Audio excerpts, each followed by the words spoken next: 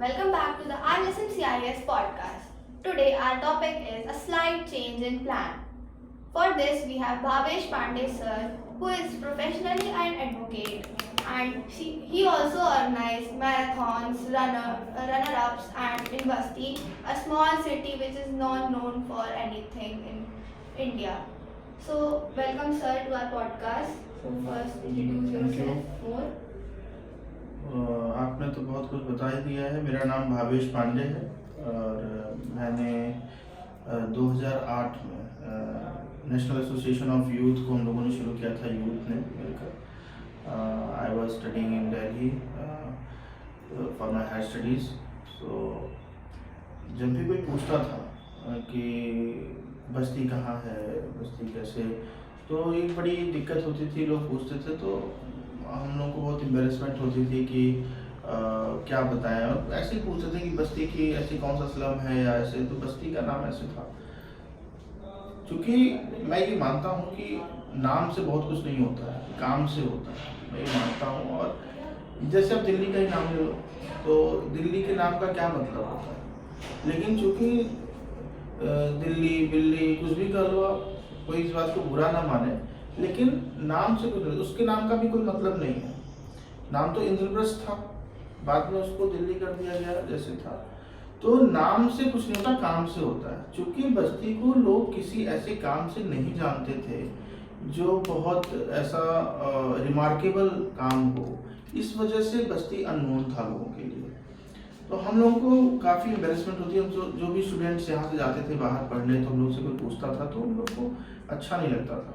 तो हम लोगों ने ये सोचा कि ऐसा क्या कर सकते हैं बस्ती के लिए कि क्योंकि हम लोग स्टूडेंट्स थे, यूथ थे, हम लोग कोई ऐसा तो बहुत बड़े चेंजेस तो ला नहीं सकते थे। लेकिन हम लोग सोचा कुछ कोई ऐसा इवेंट जो बड़े शहरों में होता है, बड़े शहर जाने जाते हैं उसके लिए, ऐसा कोई एक इवेंट हम लोग बस्ती में करें। तो फिर वो ऐसा स्पोर्ट इवेंट को लेकर के एक मैराथन को लेकर आया कि एक मैराथन करते हैं बस्ती में। लेकिन जब फर्स्ट ईयर 2012 में हम लोगों ने इसको ऑर्गेनाइज किया, तो ये बहुत कठिन काम था। ये तब लगा जब हमने इसको अनाउंस कर दिया कि ये इवेंट हम लोग करने वाले हैं। और you won't believe, there was only 150 students and participants all total who were participated in the first marathon in 2012। और हम लोगों ने बहुत मेहनत करके इतना ही कर पाए, और वो ऑर्गेनाइज किया। और बहुत से लोगों ने उसकी मजाक उड़ाया कि बड़े शहरों से हम लोग कम्पीट करने चले हैं और बस्ती में ऐसा करेंगे। फिर हम लोगों को थोड़ी सी निराशा हुई कि हम लोग इसको करना चाहिए या नहीं करना चाहिए। लेकिन फिर धीरे धीरे जब हम लोग फिर नेक्स्ट ईयर में पहुँचे, तो फिर हुआ कि एक कोशिश तो फिर से करनी चाहिए। और ये बाय गॉड ग्रेस और बस्ती के लोगों की मदद से, बस्ती के लोगों के आगे आने की वजह से धीरे धीरे आज ये स्थिति है कि पिछले 5-6 सालों से 5000 से ज़्यादा बच्चे, more than 5000 participants across the country comes to the basti to participate in basti marathon. तो ये मेरी अचीवमेंट नहीं है, ये बस्ती की कलेक्टिव अचीवमेंट है। बस्ती के लोगों ने इसको कमाया है और बस्ती के लोगों की मदद से ये काम हो पाया है। तो इससे मुझे ऐसा कभी नहीं मालूम था, ऐसा मैंने कभी सोचा भी नहीं था कि when someone like Rashmika will introduce to me a podcast and she will say that I am Bhavesh Pandey and organizer of a marathon. That marathon will becomes my identity. I never thought about this.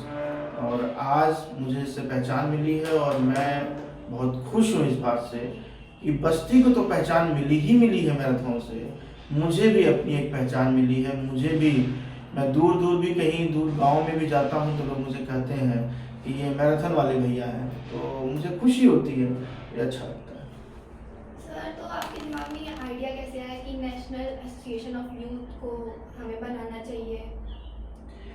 ये idea इसलिए आया क्योंकि जब हमने सोचा कि हमको अलग अलग ऐसे, ये तो जब मैं 12 से निकला, 12वीं मैंने पास की। 12वीं पास करने के बाद फिर यूथ को कलेक्ट करना था। तो यूथ को कलेक्ट करने के लिए एक मिशन देना था, एक नेम देना था, एक विजन देना था।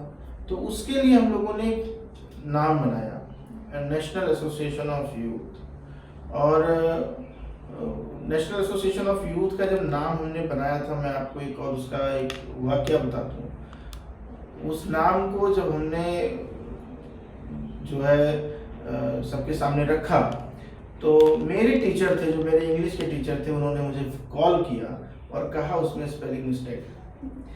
और मुझे हम तब से उस चीज़ को सोचिए, हम कितने छोटे थे और उस छोटी उम्र से हमने इसको शुरू किया था और वहाँ से आज तक यहाँ पे लाया है। लगभग 18-19 साल की जर्नी हो जा रही है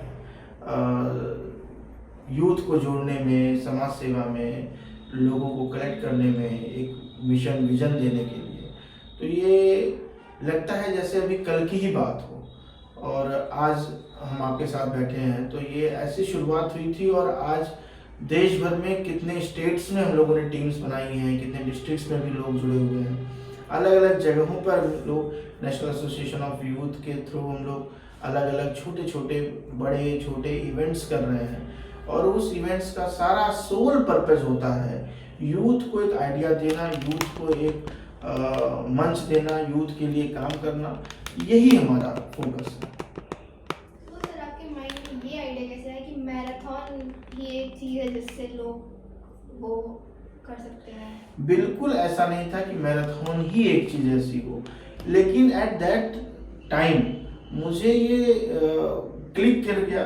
कैसे कर गया ये नहीं मालूम, लेकिन ये कोई स्पोर्ट इवेंट होना चाहिए, स्पोर्ट्स को लेकर काम करेंगे। क्योंकि स्पोर्ट्स में आप देखते होंगे कि अपने जो ईस्टर्न रीजन है अपना यूपी का, इस तरफ के लोग बहुत कम स्पोर्ट्स में एक्टिव होते हैं। मुझे बहुत खुशी है कि आपके स्कूल में स्पोर्ट्स एक्टिविटीज़ बहुत अच्छी होती हैं। मैं जानता हूँ आपके स्कूल के बारे में, तो मैं बहुत खुश होता हूँ इस बात से। और स्पोर्ट्स पे काम करना चाहिए। स्पोर्ट्स से मैराथन क्यों लिया? क्योंकि मैराथन में हर तरह के स्पोर्ट्स के लोग आ सकते हैं, कोई भी पार्टिसिपेट कर सकता है। क्रिकेट में कोई क्रिकेट अच्छा खेलता होगा वो जा सकता है, कोई 100 मीटर्स में 100 मीटर्स वाला ही जा सकता है, कोई फुटबॉल में फुटबॉल और बास्केटबॉल में बास्केट, बैडमिंटन। लेकिन मैराथन ऐसा है कि पार्टिसिपेट हर कोई कर सकता है। वो कंफर्टेबल होगा उसको पार्टिसिपेट करने के लिए। उसमें हो सकता है जो बहुत हैवी रनर्स होंगे, हो सकता है वो विनर हो, लेकिन वो मैराथन हर कोई दौड़ सकता है। तो इसलिए मैराथन को चुना कि ज़्यादा से ज़्यादा लोगों का उसमें पार्टिसिपेशन हो, इसलिए शुरू किया उसको। As you are a combination of professional, as you are a professional lawyer, और आप मैराथन्स भी ऑर्गेनाइज करते हैं, इवेंट भी ऑर्गेनाइज करते हैं, काफ़ी सारे फिटनेस को के लिए भी अवेयरनेस करते हैं यूथ में। मैं फिटनेस के लिए अवेयर तो करता हूँ। अभी आप मुझे देख रहे होंगे, मैं तो फिट नहीं हूँ, मैं अपने आप को फिट नहीं मानता हूँ। सही बात ये है उसके लिए, क्योंकि हम लोग की कोई नियमित दिनचर्या नहीं है और सबको करना चाहिए, मैं ये मानता हूँ। और कम से कम फिटनेस को लेके आप मुझे बिल्कुल आदर्श मत माने। आप फिटनेस को लेकर के किसी अच्छे फिट आदमी को आदर्श माने, लेकिन ये जरूर है कि हम स्पोर्ट्स को लेकर, और जैसे आपने कहा प्रोफेशन और सोशल वर्क, इन सबको बैलेंस बना के चलना पड़ता है। लेकिन मेरा जो कोर इंटरेस्ट है वो सोशल वर्क, समहाउ थोड़ा बहुत पॉलिटिक्स में मेरा इंटरेस्ट है और वो बचपन से है। मैं जब स्कूल में था तो मैं अपने स्कूल में प्राइम मिनिस्टर इलेक्ट हुआ था इलेक्शन के थ्रू। तो मेरा तब से इंटरेस्ट है पॉलिटिक्स में और सोशल वर्क। तो ऐसा लगता है कि जैसे ब्लड में है, तो हम लोग इतना उससे बाहर आ ही नहीं सकते।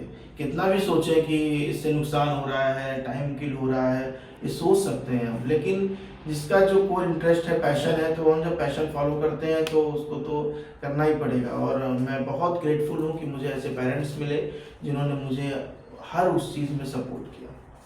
ओके, सो आप अगर हम टॉपिक के हिसाब से चले, तो आपका अगर कोई प्लान है वो आप उसको स्ट्रिक्टली फॉलो करते हैं कि आप कभी कभी सोच रहे थे कि हाँ नहीं, इसकी जगह पे ये होना चाहिए, इसकी जगह पे ये होना चाहिए? मैं ये मानता हूँ कि वो बहुत ही सौभाग्यशाली लोग हैं जो लोग जैसा प्लान डे 1 पे बनाए हैं और डे 100 पे उसी प्लान से वो लोग कंक्लूड करें कोई भी काम, कोई भी plan. Naturally being a human being, मुझे नहीं लगता है कि प्लान्स वैसे एग्जीक्यूट हो पाते हैं जैसा हम लोगों ने डे 1 पे प्लान किया था। लेकिन ये जरूरी है कि हमारा ऑब्जेक्टिव क्या है, लक्ष्य क्या है। लक्ष्य अगर आपका तय है कि लक्ष्य वहां पहुंचना है, तो सीढ़ी से गए या लिफ्ट से फर्क नहीं पड़ता, हमें लक्ष्य पर पहुंचना है। हम हो सकता है थोड़ा, जैसे आपने प्लान किया कि आज से 100 दिन बाद मेरा एग्जाम है, और जब आज से मैंने शुरू किया और हमने प्लान बना लिया कि रोज शाम को 4 घंटे मुझे पढ़ाई करनी है, तभी मैं पूरे स्कूल में सबसे फर्स्ट आऊंगी। मैं फर्स्ट आऊंगी तब जब मैं रोज 4 घंटे पढ़ूंगी और बहुत कंसंट्रेट होकर उसकी पढ़ाई करूंगी। होता क्या है, जैसे ही आपने पहले दिन से अपना टाइम टेबल अपने टेबल के सामने लगाया, टाइम टेबल लगाने के बाद थर्ड डे पे पता चल गया कि बगल में किसी का बर्थडे है, बर्थडे पार्टी में भी जाना है, केक खाना है, पेस्ट्री खाना है, बढ़िया दावत होगी वो भी करना है, डांस करना है, तो वो उस दिन का 4 घंटा तो गया, प्लान से तो हम नहीं जा पा रहे हैं।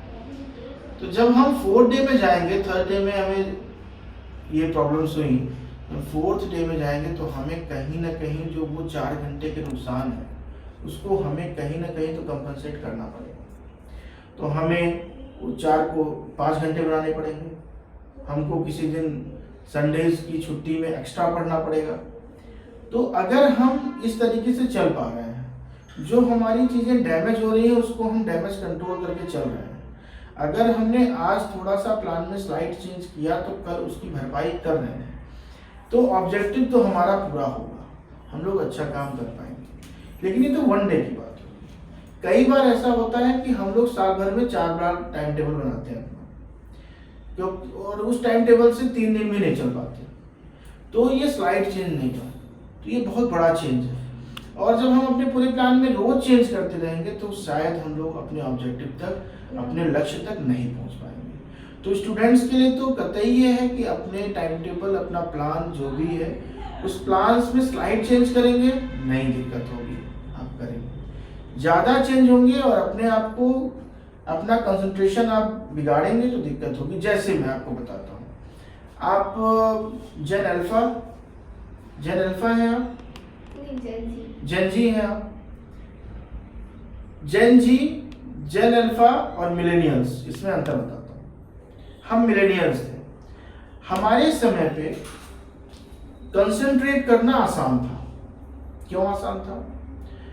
डिस्ट्रैक्शंस कम थे।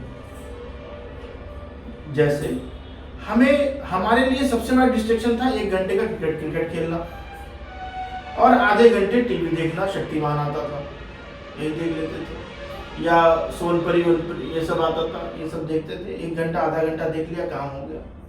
तो डिस्ट्रैक्शंस कम थे, कम मेहनत में कंसंट्रेशन हो जाता था। लेकिन आज जेन जी, जेन अल्फा में क्या दिक्कत है? उसमें सबसे बड़ी दिक्कत ये है कि कंसंट्रेशन के लिए आपको 4 टाइम 5 टाइम ज्यादा मेहनत करनी है। क्यों? क्योंकि आज आपकी डिस्ट्रैक्शन करने के लिए सारे टूल्स आपके घर के अंदर मौजूद हैं। आज फिजिकल एक्टिविटी रहने की, बच्चे बाहर खेलने नहीं जाते, बहुत कम जाते हैं बच्चे बाहर खेलने। मोबाइल फोन्स, टीवीज, ये अपने घर में अवेलेबल है। तो ये डिस्ट्रैक्शंस के सबसे बड़े साधन है, सबसे बड़े टूल्स हैं। तो हम बच्चों को चाहिए कि अगर हम लोगों को प्लान्स ऐसे ही चेंज होते हैं, जैसे बच्चे ने कहा कि मम्मा मुझे दे दो, आधे घंटे के लिए फोन दे दो, उसके बाद पढ़ने बैठ जाऊंगा। जब उसमें देखता जा रहा है, वो 6 बजे शुरू किया था, टीवी घड़ी देखा तो 8 बज गए, फोन लिया था आधे घंटे के लिए। तो ये स्लाइड चेंज नहीं है, ये बहुत बड़ा चेंज है। और मैं आपके माध्यम से सब बच्चों को ये कहना चाहूँगा कि लिमिट करिए अपने फ़ोन यूजेस को, स्मार्टफोन यूजेस को, अपने स्मार्टफोन यूजेस को लिमिट करिए। Let you control your phone, ठीक? मोबाइल फोन आपका, स्मार्टफोन आपको कंट्रोल ना करे, आप कंट्रोल करिए उसे। वो ह्यूमन मेड है, उसको आपने बनाया मोबाइल। तो इसलिए ऐसा लगना चाहिए कि आपकी सुप्रीमेसी है घर में, आपके माइंड की सुप्रीमेसी है आपके घर में। तो वो कैसे होगा? जब आप चीज़ों को कंट्रोल करोगे। आप अपने 24 घंटे को 24 आवर्स का जो पूरा रात के 12 बजे से रात के 12 बजे तक जो 24 घंटे हैं, उस 24 घंटे में आप बताइए आप अपने जीवन की रानी आप हैं कि कोई और है? मैं अपने जीवन का राजा मैं हूं या कोई और है? तो इसलिए अगर हम अपने आप को कंट्रोल हम खुद करेंगे, मोबाइल फोन को अपने आप को कंट्रोल नहीं करने देंगे, टीवीज को अपने आप को कंट्रोल नहीं करने देंगे, प्ले स्टेशन को अपने आप को कंट्रोल नहीं करने देंगे, तो फिर आपके प्लान्स बहुत अच्छे जाएंगे और हम लाइफ में बहुत अच्छे से सक्सीड कर पाएंगे।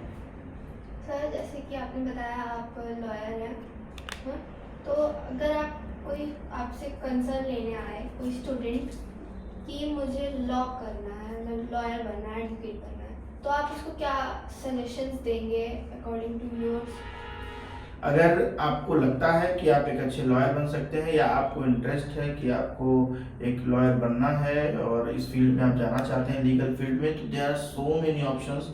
आप देखते हैं कोर्ट में एक लॉयर देखते होंगे, लेकिन जब आप लॉ की पढ़ाई करते हैं तो लॉ की पढ़ाई करके आप कई फील्ड्स में जा सकते हैं। ऐसा नहीं सिर्फ आप कोर्ट में प्रैक्टिस करेंगे, सिर्फ कोर्ट में जज के सामने जाना है, आर्गू करना है, सिर्फ इतना नहीं है। ये बहुत ब्रॉडर फील्ड है ये लॉ, जिसमें आप लीगल कंसल्टेंट बन सकते हैं, लीगल ऑफिसर बन सकते हैं, आप जज बन सकते हैं। आप तैयारी करेंगे, अच्छी पढ़ाई करेंगे तो आप जज बन सकते हैं। इवन आप अगर अच्छी प्रैक्टिस करते हैं तो अच्छी प्रैक्टिस के बाद भी जज बन सकते हैं। आप कंपनीज में सीएज होते हैं, सीएस होते हैं और लॉयर्स भी होते हैं कंपनीज में, तो कंपनीज का लीगल हैंडलिंग्स करते हैं, सारे काम करते हैं। इसकी तैयारी कैसे करें? आप किसी भी स्ट्रीम से 12th की पढ़ाई कर रहे हैं, आप पढ़ाई करते रहिए। क्लैट का एक एग्जाम होता है, क्लैट के एग्जाम को आप दीजिए, उससे आपको नेशनल लॉ यूनिवर्सिटीज़ में एडमिशन मिल सकता है अगर आप अच्छे से तैयारी करते हैं। नहीं तो फिर उसके बाद भी बहुत सारे ऐसे संस्थान हैं, अच्छे संस्थान हैं, अच्छे यूनिवर्सिटीज़ हैं, इंस्टीट्यूट्स हैं लॉ की, जहाँ पे आपके एडमिशन्स क्लैट के थ्रू जाएंगे। क्लैट आपको रैंकिंग देता है, जैसे IITs होता है, नीट होता है, वैसे ही क्लैट होता है। लॉ की फील्ड में जाने के लिए क्लैट होता है। तो क्लैट के बारे में बहुत सारे बच्चों को कम जानकारी है, तो आपके थ्रू बच्चे जानेंगे कि 12th की पढ़ाई करते वक्त ही आप क्लैट की तैयारी करिए और क्लैट का एग्ज़ाम दीजिए, उसके थ्रू भी जा सकते हैं। दूसरा ऑप्शन है कि आप अपना ग्रेजुएशन पूरा करके फिर आप 3 ईयर LLB में भी आप अपना एडमिशन करा सकते हैं और लॉ की पढ़ाई कर सकते हैं। ठीक है, और अगर आप पॉलिटिक्स में भी हैं, ऐसा कोई पॉलिटिक्स में अगर कोई करियर बनाना चाहते हैं कि मतलब मुझे लाइफ टाइम इसी पॉलिटिक्स ही रहना है, मतलब पॉलिटिक्स में ही रहना है, तो क्या वो सही है या गलत है? पॉलिटिक्स, सबसे पहले तो बच्चों को समझना चाहिए कि politics is not a career, this is a pure devotion. समाज सेवा, राजनीति, ये दोनों चीजें ये कैरियर के रूप में आप नहीं ले सकते। अगर आप कैरियर के रूप में लेंगे तो आप उतना अच्छा डिलीवर नहीं कर पाएंगे। आप इसको डिवोशन के रूप में लीजिए, समर्पण आपका होना चाहिए। जो समाज को समर्पण देगा, जो लोगों के बीच में रहेगा, लोगों की चीज़ों को समझेगा, ज़रूरतों को समझेगा, समाज की चीज़ों के लिए लड़ेगा, धीरे धीरे धीरे वो अपने आप एक पॉलिटिशियन और एक सोशल वर्कर के रूप में इवॉल्व हो जाएगा। सो कैरियर के रूप में लेना नहीं ठीक है। कैरियर के रूप में लेंगे तो ऐसा कोई इसका एक क्लियर वे नहीं है कि आप ये करते जाएंगे तो आप कुछ बन जाएंगे या कुछ किसी जगह पहुंच जाएंगे, नहीं होगा। इससे आपके डिवोशन से ही पॉलिटिक्स और सोशल वर्क, इन दोनों चीज़ों में इसका कोई फॉर्मूला नहीं है। आपके सिर्फ डिवोशन यानी कि समर्पण से ही कोई काम हो पाएगा। और ये IIT, JEE, नीट, इन सब में ज़्यादातर एस्पिरेंट्स होते हैं, ज़्यादातर लोग यही चूज़ कर, मतलब स्टूडेंट्स 12th के बाद यही चूज़ करते हैं IIT, JEE, और कुछ लोग तो बीच में छोड़ भी देते हैं कि नहीं हमसे नहीं हो रहा, बहुत ज़्यादा प्रेशर हो गया है। तो इस पे आप क्या कहना चाहेंगे कि ये सही है या गलत है?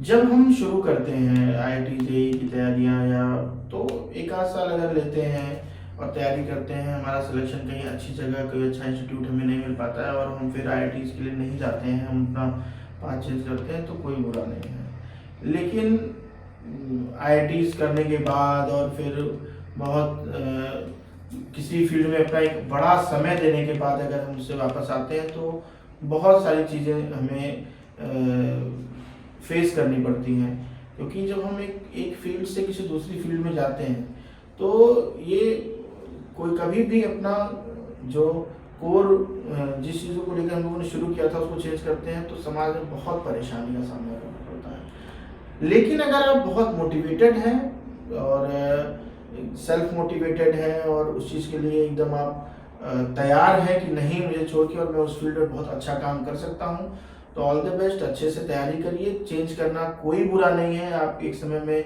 चेंज कर सकते हैं। बहुत बहुत सारे ऐसे उदाहरण हैं जिन लोगों ने बहुत समय किसी एक फील्ड को देने के बाद और कोई और काम किया है उन लोगों ने, और दूसरे काम में वो बहुत सफल रहे हैं। तो इसमें कोई बुराई नहीं है, बस ये है कि आपका प्लान अच्छा होना चाहिए और अच्छे प्लान से आगे बढ़ेंगे तो जरूर सफल होंगे।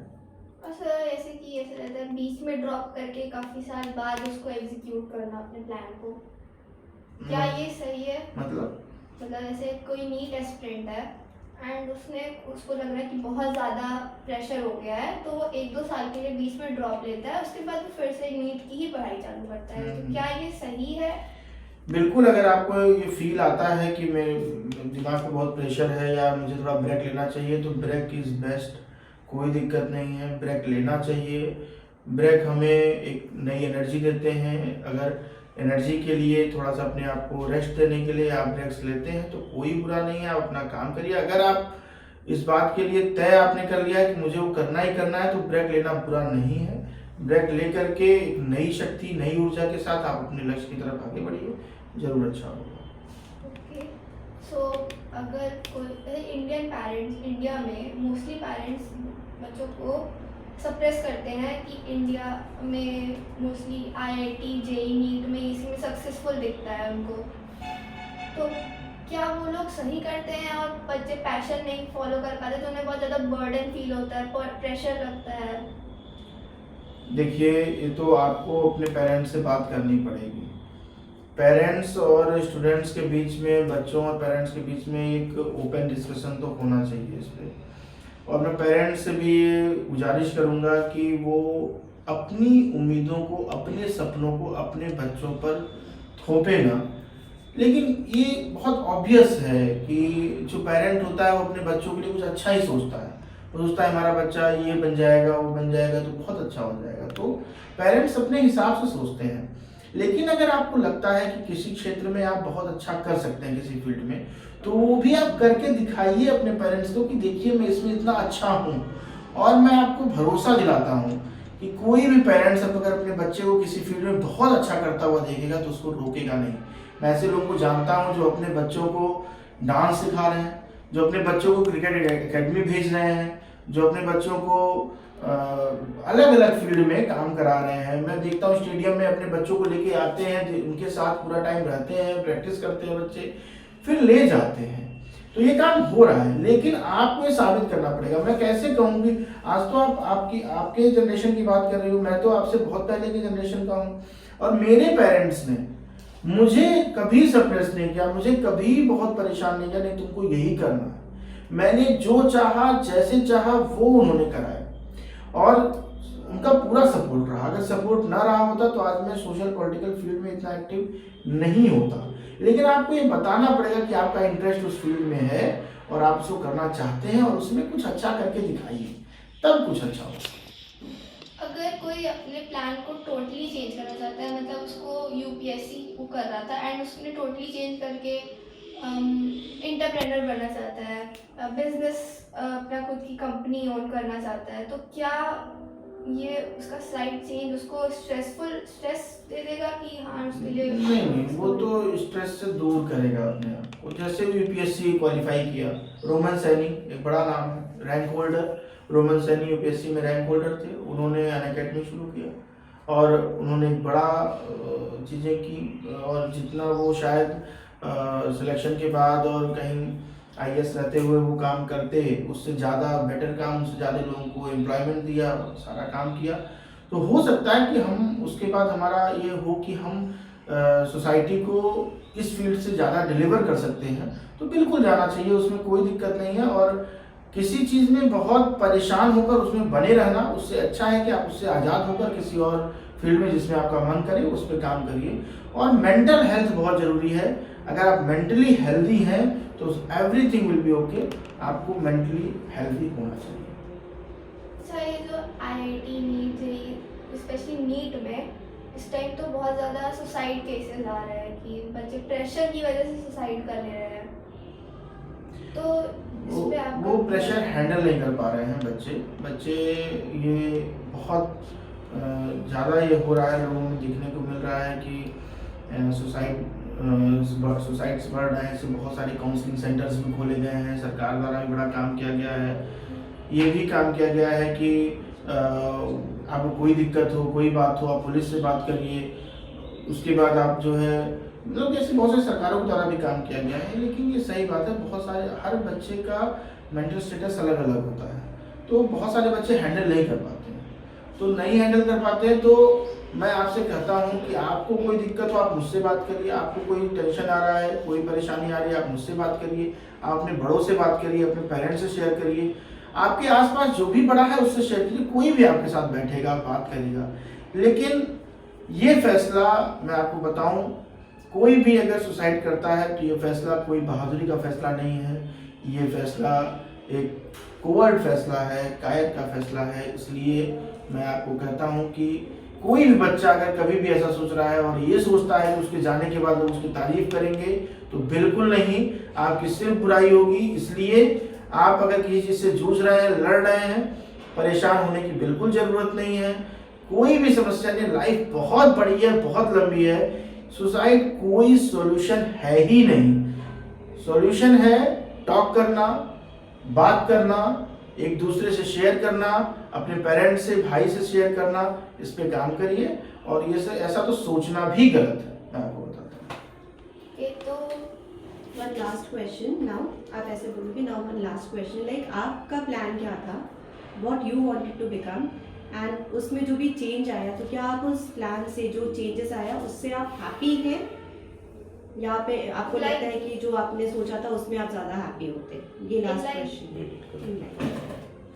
This would be the last question, okay, and then you will greet him with thank you for coming and it was wonderful having words with you, okay. Okay, so last question for today. So आपका अगर जो plan था अपनी life का starting में, जब आपने 6th या 8th में जब के बाद आपका जो प्लान था, क्या आप उसको एग्जीक्यूट कर पाए थे, या फिर आपका जो प्लान अभी है वो आप एग्जीक्यूट कर रहे हैं अच्छे से अपनी लाइफ में? वो मैं अपनी लाइफ की बात करूं तो मेरी लाइफ फुल ऑफ फेल्योर्स और फुल ऑफ चेंजेस है। मैंने बहुत सारे फेल्योर्स देखे हैं और बहुत सारे चेंजेस देखे हैं। जैसे मैं 10th के बाद, CBSE बोर्ड का मैं स्टूडेंट था, तो 10th के बाद मैं ह्यूमैनिटीज़ लेना चाहता था। बस्ती में CBSE बोर्ड में ह्यूमैनिटीज़ नहीं था। फिर हमने कॉमर्स लिया, कॉमर्स से पढ़ाई की। कॉमर्स से पढ़ाई करने के बाद फिर हम CA की प्रिपरेशन के लिए दिल्ली चले गए, उसकी पढ़ाई की। फिर वहाँ से फिर CA की प्रिपरेशन करते हुए फाइनल्स में पहुँचने के बाद फिर हमने सोशल वर्क को अपना पैशन चुना। तो ऐसे करते करते बहुत सारे चेंजेस आए, लेकिन मैं खुश हूँ कि मैंने जो चेंजेस लाए उसके बाद लगभग 17-18 साल से हम लोग उसी पे काम कर रहे हैं जिस पे एक चेंज लिया था। और अब सोशल वर्क, पॉलिटिकल वर्क्स और उस पे जो काम है बस्ती के लिए जो कर सकते हैं, तो इस समय पूरा फोकस बस्ती है, बस्ती पे काम करना है, बस्ती को लेकर चलना है। तो इस पे काम कर रहे हैं। चेंजेस बहुत सारे आए, लेकिन मैं ये मानता हूँ कि वो सारे गुड चेंजेस थे और ज़रूर इसका रिजल्ट मुझे भी मिलेगा और बस्ती को भी मिलेगा। Okay, so we are ending this session for today. So thank you sir for coming in our podcast and greeting us. Thank you Rashmika ji, आपने बहुत अच्छे से मुझे यहाँ पे इनवाइट किया, मुझे बहुत अच्छा लगा और आगे भी मैं कभी आना चाहूँगा आपके साथ बात करने के लिए। Thank you. Thank you.